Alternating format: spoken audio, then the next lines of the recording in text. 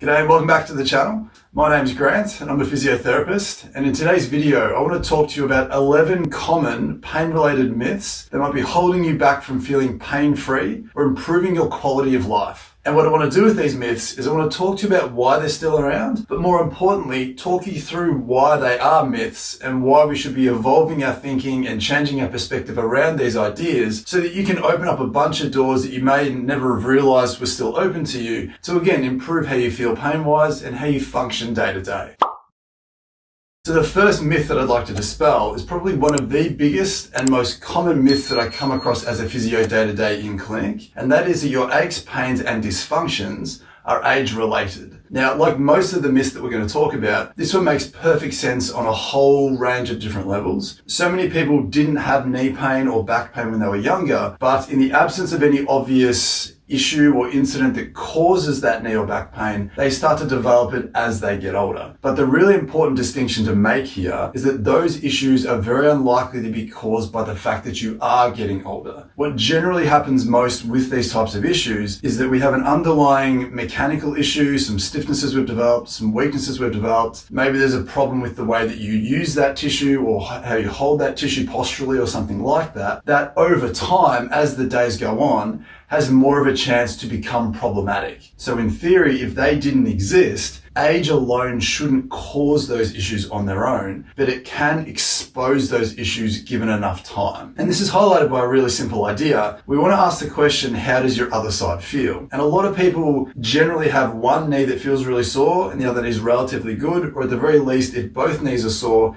one is significantly worse. And the interesting thing is, both knees are the same age. So we need to understand why or what it is about you or the way that you've been loading that up for so long that has conspired against that area to make it feel sore beyond time itself. And remember, we don't have to de-age you to make most of your problems feel better in some way, but we do need to make sure that we get to those underlying issues.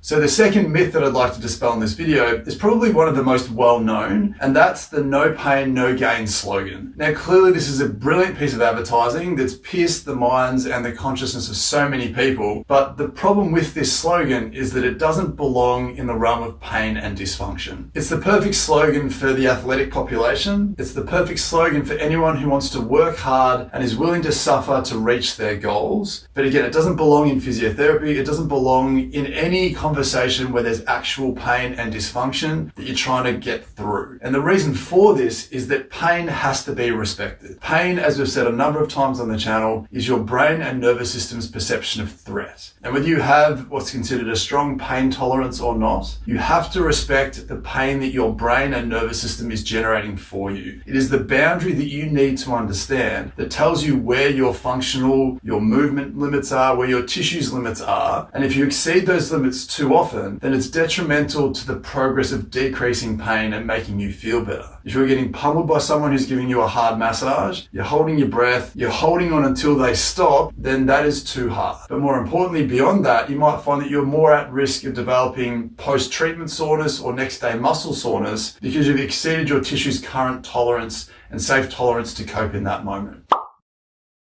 So the third myth that I'd like to dispel here is a relatively simple one, and it's the myth that cracking your joints is bad and that it may potentially lead to arthritis down the track. And what's important about cracking your joints or cracking your knuckles specifically is that all you're doing when you crack something is that you open up the joint space enough to release pressure. There's a gas bubble that builds up, and it's called a cavitation when that gas bubble releases, which is why it tends to feel like a good feeling or a relieving type feeling to do. But the act of a cavitation or cracking a joint itself isn't inherently bad for your joints. The more important thing to consider here is why you need to crack that joint in the first place, because this is the thing that may potentially lead to dysfunction down the track. So ultimately, what we tend to find is the way that you load up the joints that are cracking define why they need to crack or define the fact that they need to crack in the first place. So for example, if you wake up every day and you can crack your neck, it's very likely that the day before you weren't putting that neck into the best posture and you were loading up specific parts of that neck in a way that built up pressure, that built up tightness and stiffness in that area and affected the joint to the point where the pressure built up and then you need to crack that to release that. And if you're consistently putting that tissue into positions and shapes and loading it up in a way that asks it to become dysfunctional over time, then you can't guarantee that that joint or that area will remain functionally perfect into the future. But responsibly cracking those joints shouldn't be an issue. If it is, then there's bigger problems at play. So the fourth myth that I'd like to cover is one that's very close to my heart as a physiotherapist, and that's that we should be using ice to treat our injuries. Now, the narrative around this is thankfully beginning to change over the last 5 to 10 years, but this myth has been a staple of modern medicine and acute injury rehab for the best part of 40 to 50 years. But thankfully, things are heading in the right direction. But what's really interesting about this, what's really staggering about this, is that the impact that ice has on our tissue is almost the complete opposite of what our tissue needs to happen to optimize that healing process. And the reasons behind this are quite simple. We know that pain is normal. Pain is important. As I discussed before, pain is your brain's perception of threat. Ice has been shown clinically, it numbs the area, it decreases your brain's perception of threat in that area. So despite our best intentions, we're using ice to decrease pain. In a way, we need that pain to allow us to understand what our boundaries are. Now, obviously, there are circumstances where decreasing pain is really important. If pain's interrupting your sleeping, if it's stopping you from being able to work, there's things that you need to be able to do but you can't because of pain, then something like ice might be helpful. Or we need to look at other avenues like pain medications or other strategies that help you sort of decrease and better manage that pain so that you can get on with your life and do the things that you need to do. But with that piece of information in mind, you can make an adult decision as to what you prioritize more in the moment. In terms of swelling, we know that swelling isn't necessarily a good or a bad thing. It's just an accumulation of waste at the end of the inflammatory cycle. There is some research out there that suggests that by icing tissue, we can potentially promote more swelling by making the lymphatic system, the system that pumps out that swelling, more porous. And we get this backflow of swelling into the area. So again, not only are we trying to decrease swelling by using ice, but we might also be asking it to hang around or potentially making it worse by using ice. Instead, what we need to work on are strategies to help pump out that swelling better, that help promote the removal of that congestion. So things like pneumatic compression devices like Normatec, Mark Pro,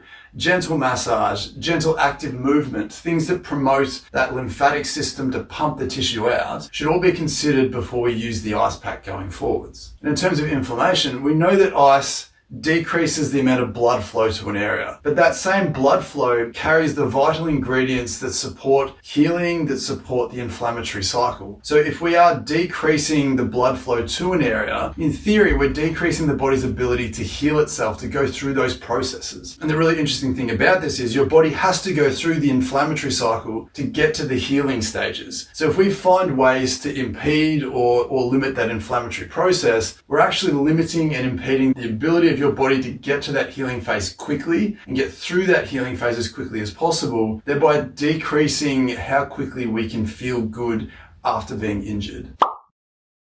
So the next myth is for anyone who feels that your pain or dysfunction has occurred from moving the wrong way. So in the moment, it makes perfect sense again that you didn't have an issue, you did something really obvious, you now have an issue, so this was the problem. But again, if we take a step back and try and understand a better perspective here, we'll understand that the moment that you hurt yourself is rarely the start of something new, but more likely the last straw. It's often the final moment where you finally breached your tissue's current tolerance to cope, and then you jumped up into that painful, irritated, injured stage. And the perspective needed for this is that if we take a bigger step back, there's often a common theme of previous poor loading, previous poor posture, previous bad mechanics or less than ideal mechanics that over time have conspired against you to have something relatively simple and innocuous tip you over the edge. So what's really important to understand with this is the body itself is designed to move. In theory, there are no bad movements. If you want to bend poorly or move a certain way one time, your body should have the tissue tolerance and the capabilities to tolerate that position. But there are some movements that are much better at exposing dysfunction than others. So if you, for example, tend to sit at your desk desk all day, maybe you're in a bit of a slouchy posture. For days, weeks, months, years, you're loading up a specific disc in your back suboptimally in a way that initially your body tolerates it, but through sheer weight of numbers, it's just loaded up poorly, loaded up beyond what it's comfortable with. If you're hovering just below your tissue's threshold for coping, and you then suddenly bend poorly or lift poorly, your tissue is going to be more vulnerable to dysfunction than someone who didn't have that history of bad loading before that happened. I urge you to take a step back and consider how you use and position that part of your body consistently throughout the day, long before you even got to that stage.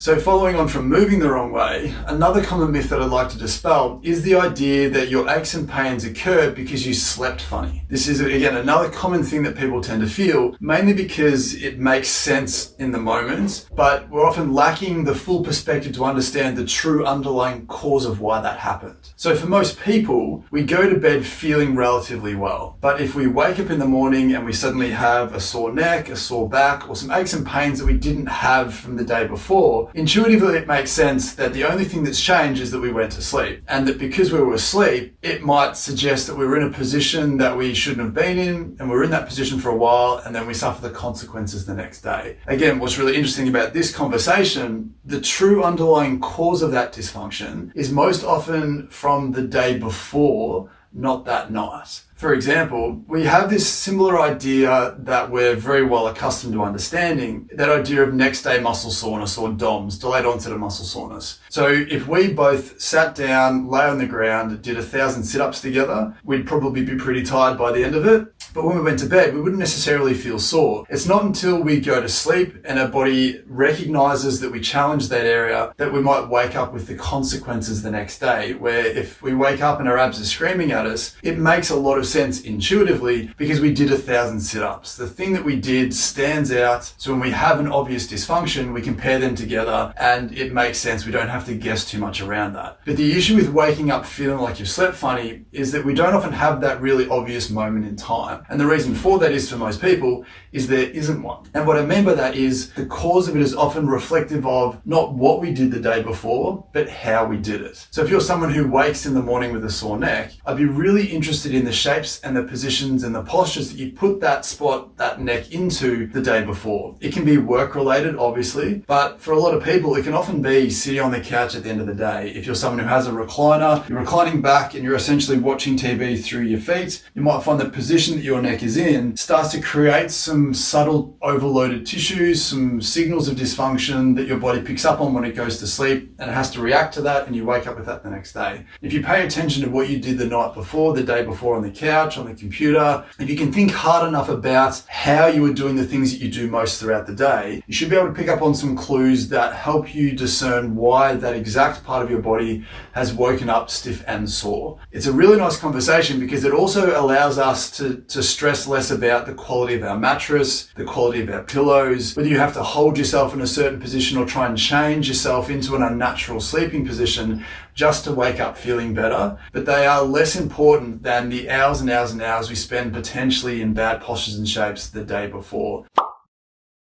Now, the next myth revolves around your back being out. And again, like a lot of the myths that we're going through in this video, on the surface, it makes perfect sense. If you have a sore back or a sore neck, there can be feelings that your back is out of place or blocked or restricted in some way. And what's important here is to understand that your spine isn't fragile. It's not fragile enough that it can easily slip in and out of place on a whim, especially when you're dealing with pain. Because if you think of any other part of the body that dislocates, whether you dislocate a finger or dislocate a kneecap or dislocate your shoulder, you are incapacitated for a very long amount of time if that tissue dislocates from the area that it's supposed to be. So if you can imagine how much more important our spine is, especially when talking about something popping in and out, because of where the nervous system lies and all the structure within the spine, if you were to dislocate a part of your spine, if a part of your spine was physically out of place, the risk of damaging irreversibly the tissue in your spinal cord is extremely high. And following on from that, our spine is basically supported by so many ligaments through the fronts, the sides and the backs that the risk of something actually physically going out of place, essentially when most of it comes from innocuous movements like moving a certain way or doing something very, very simple, we physically need something horribly traumatic to potentially even begin the conversation of something being out of place. There can certainly be tissues like discs that can bulge into spaces increases and to cause some jamming and some blocking. But again, that isn't a fickle situation. Like when you slip a disc, the disc doesn't pop out and can be put back into place straight away. It's a physical structure that can bulge and settle down over a long period of time. So any claims that you can adjust a disc or pop a disc back in again are generally misguided. Now, it's obviously important to respect that it can feel like your spine is out or something's out of place, which might be generating your pain. But what generally is the case for most people is that when we're looking at the tissue of your spine, whether it's the joints or the soft tissue around that, it can very easily get stiff or blocked or jam up if it's restricted. And if there's muscle tightness over the top in terms of spasm, it can create this mechanical jamming or blocking feeling that can feel like something's out of place and stuck. And more importantly, once we can start to free that tissue up, whether we're adjusting it or whether we're mobilizing it or strengthening it or loosening up in some way, we're not locating that tissue back where it should be. We're simply allowing that tissue to move more freely and getting through that restricted area. And we can move past that understanding that that back is out of place. So the next myth on the list is that your scan results define how you feel. We see this a lot clinically where someone comes in with a scan and they've got this persistent issue that's not going away. So the narrative around this is that someone isn't really happy with how they're progressing or they're stressed about what might be going on inside the area. So they'll come in with an X-ray or a CT scan or an ultrasound or an MRI with a view as to how that looks. And the issue that we run into with this is that as soon as you look at a scan result in isolation and you don't take into account someone's symptoms, where those symptoms are, how those symptoms react throughout the day, you can lose a lot of context behind what might actually be causing that dysfunction. Because what we see is that irrespective of what a scan shows, that in no way guarantees that you have to feel a certain way. Because even though a scan shows something, it doesn't guarantee that that is the cause of your symptoms. You can have less than perfect scan results and be completely asymptomatic and never had pain and potentially never get pain unless the way that you load that tissue becomes a problem. But it's always important to respect what the scan shows. If it shows that you have some arthritis or some wear and tear or some subtle damage or something like that, we need to respect that because that means that your spine is potentially a little bit more vulnerable or a little bit more susceptible to dysfunction than someone who has a perfect scan. But in no way does that mean you have to have dysfunction. And this, like a lot of the myths that we're talking about, can be a very severe handbrake mentally and physically for you to progress beyond your current state. If someone's told you that your symptoms are nasty and they're there because you have a permanent arthritis in your spine, it doesn't have to be that way forever once we understand why that pain is there within the context of what the scan shows. So with this one, we need to make sure we keep an open mind. We need to respect what a scan shows, but we need to use that as a small piece of the puzzle amongst everything else that comes from a really strong, thorough assessment to plot the course of action for you going forwards to get your symptoms to feel better in some way and help you meet your functional and pain goals.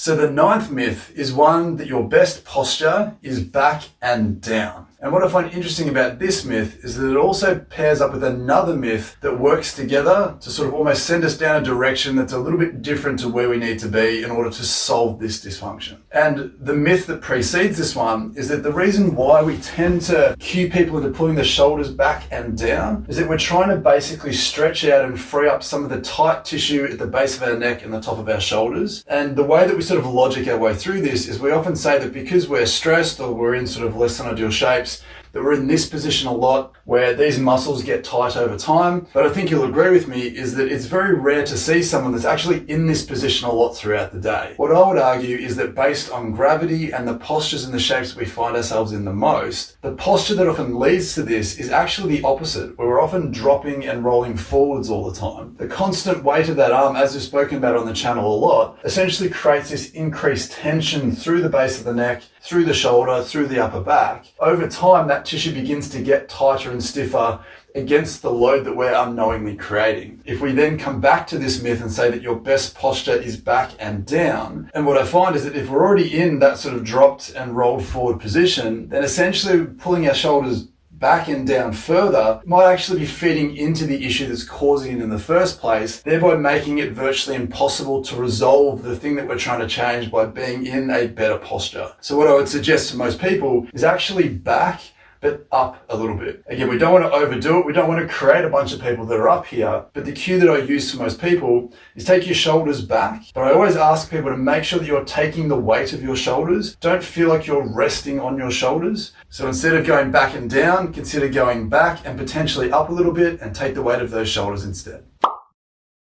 Now, the second last myth that I want to touch on revolves around the idea of growing pains. Now, this one's very personal to me. This is something that I was diagnosed with and exposed to quite a lot in my younger athletic years. So when I was younger, I was diagnosed with what we call Osgood-Schlatter disease. And essentially what it is it's a dysfunction at the base of the knee, at the top of the shin, where the tendon attaches into the top. The way that we rationalize this is that we've said that that area tends to be an area of growth, and it can become dysfunctional if I'm running too much, if I'm jumping too much, if I'm using that area too much. It gets overloaded and becomes sore. But the reason why I'm so very passionate about trying to dispel this particular myth is that one of the expectations that we set upon our kids who develop this type of thing, or some back related stuff, or some Achilles related stuff, whatever it might be, is that we often say to them that once you stop growing, that this will then resolve and go away. The problem is that getting this label as a 12 or 13-year-old, that potentially leaves you with half a decade's worth of persistent pain until you stop growing. And based on what I find clinically, that is nowhere near good enough of an expectation to put onto someone. And the reason why I want to promote this as a myth is very similar to some of the other issues that we've already spoken about, in that we're missing a perspective here that completely changes our understanding of what this is, why it's there,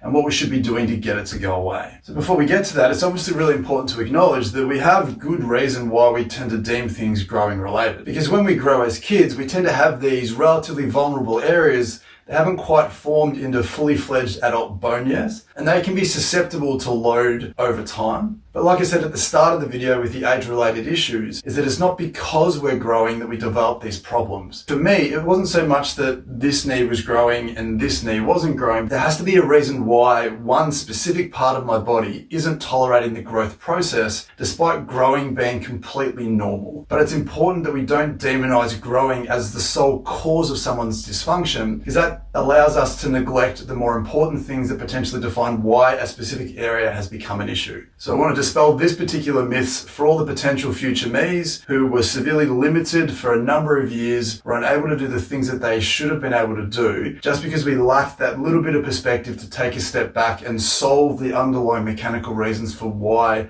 those growth areas become problematic.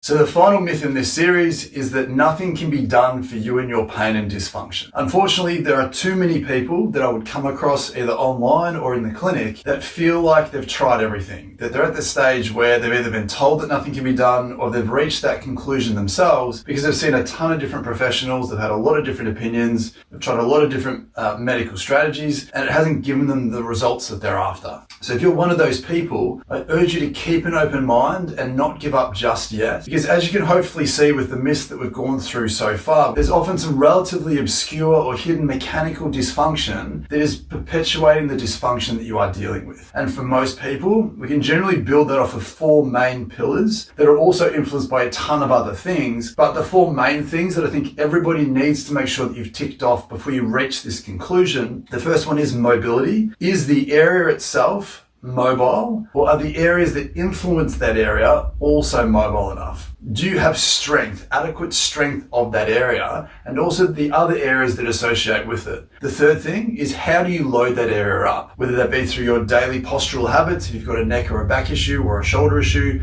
how are the positions that you put that tissue in every day? Have you created an environment for that tissue that isn't good enough? The fourth thing is your nervous system. Is your nervous system chronically heightened? Have you suffered from trauma in your past? Are you someone who's been dealing with constant stress, whether it's relationship stress, cultural stress, religious stress? Is there financial stress or family stress? Is there something there that you feel is consistently heightening your nervous system and perpetuating the pain and the dysfunction that you're feeling, not allowing you to make the progress that you deserve to make? So this particular myth that there isn't anything that you can do, I would like to respectfully challenge that and reframe that to maybe say that you potentially haven't found the right things yet to make that necessary change. So in my opinion, there is always something that you can do. There's always a small dial that you can tweak or a metric that you can change to ultimately get you one step closer to where you would like to be. So let me know in the comments down below if any of those resonate with you, or whether you find that they are creating a handbrake for you. Obviously, like and subscribe if you think the channel is worthy of your support. Once you've done that, you might find this video helpful as well, but I'll see you in the next one. Bye.